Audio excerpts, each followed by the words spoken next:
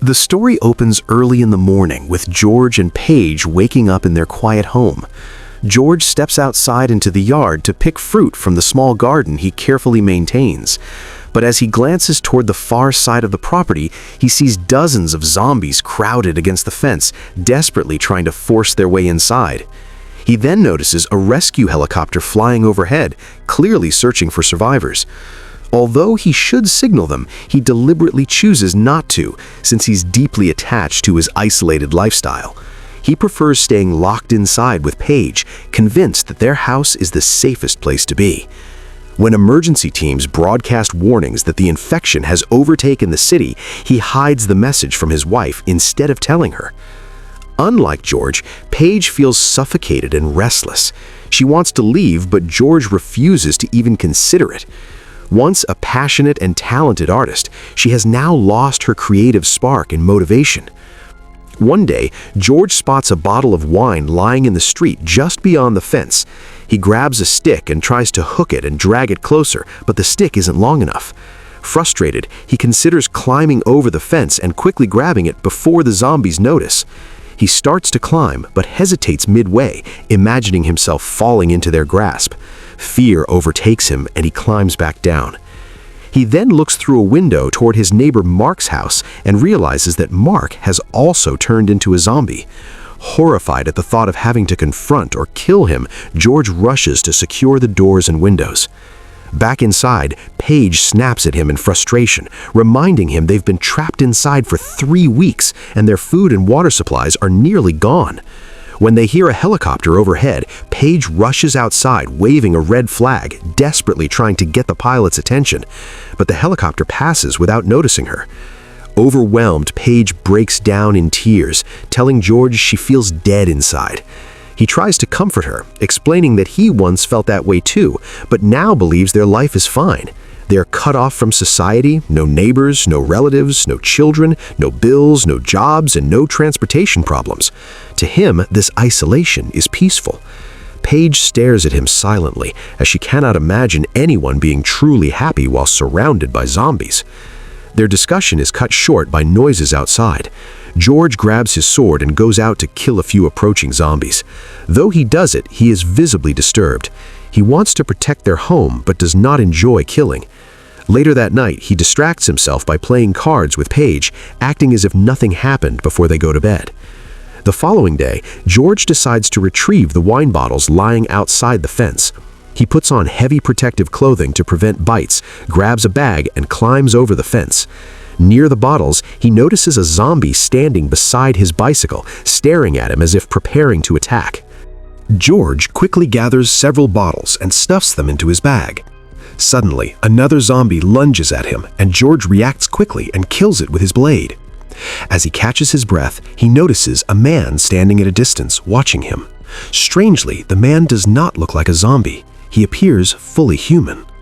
George quickly grabs the bag filled with wine bottles and jumps back over the fence into his yard. But when he lands, he falls awkwardly on top of the bag. When Paige asks what happened, he brushes it off and apologizes for the noise. Later, they sit down for lunch, which gradually turns into a candlelit dinner. They dress up in elegant clothes, pretending for a moment that they are dining at a fancy restaurant rather than trapped inside a house surrounded by the undead. The next day, George sits down with his canvas and continues painting, while Paige busies herself in the kitchen, excited about a new invention she has put together.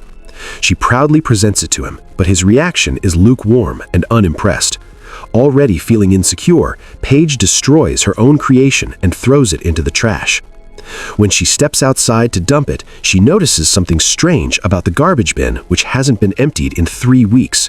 Upon examining them, she realizes they are instructional papers dropped by rescue helicopters, explaining how survivors can reach safety.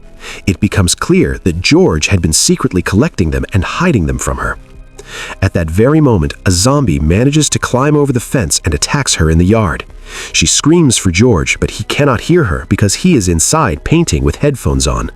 With no help coming, Paige is forced to defend herself, and after a desperate struggle, she succeeds in killing the zombie. She then goes inside, washes the blood from her hands, and confronts her husband. George checks the map and explains that the nearest rescue point is 5 buildings away and the route would be crawling with zombies. He argues that staying inside is still their safest choice, but Paige only responds with a faint, knowing smile. Soon after, disaster strikes. The electricity, gas, and water all shut off simultaneously. Paige feels certain this is the beginning of the end, but George tries to remain positive and reassures her that they still have backup supplies, stored water, canned food, and fruit from the garden. The next day, George continues painting, oddly inspired by everything happening around them, while Paige stands beside the radio, waiting for updates broadcasting live. The officer explains how survivors can properly signal helicopters so they won't be mistaken for zombies. Following the instructions, Paige lays a red cloth on the ground and waves a yellow one as a signal. But despite her efforts, no helicopter notices her. To make matters worse, the radio batteries die, cutting off their last connection to the outside world. The following morning, Paige wakes up early and begins scrubbing the house clean of the dried blood from the zombies they had killed. Suddenly, she hears a helicopter overhead and runs to the designated signal spot, only to find the signaling materials missing. She immediately suspects George has hidden them again. When she goes back inside, she finds him stuffing the supplies into a closet. Furious, she insists that they must leave and find the rescue team, but he refuses. Shortly after, George steps outside briefly and notices that his zombified friend Mark has tried to leave his own house. He quickly locks Mark's door from the outside to contain him. While George is distracted, Paige seizes the opportunity. She gathers her belongings, arms herself, fights off nearby zombies as best as she can, and opens the gate to leave. When George returns, he finds the house empty.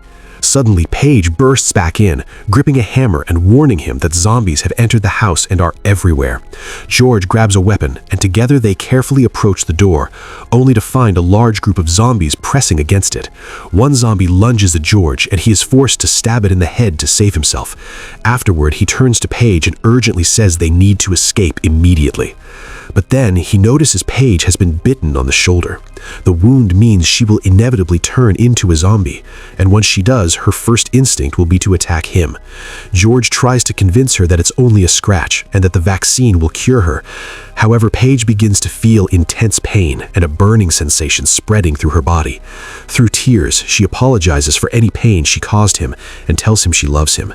George starts to cry, realizing that she is transforming. By the next morning, Paige has fully turned into a zombie. She attacks George and he backs away, holding his sword at a distance. He does not want to hurt her and still clings to the hope of cure.